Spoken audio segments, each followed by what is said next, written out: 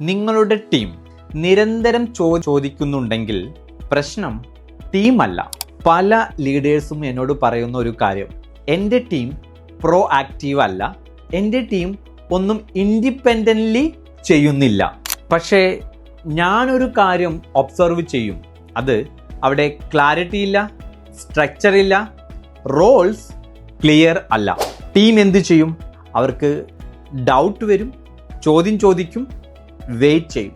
പക്ഷേ ഇത് ലേസിനെസ് അല്ല, കൺഫ്യൂഷൻ ആണ്. ഗ്രേറ്റ് ലീഡേഴ്സ് എന്ത് ചെയ്യും?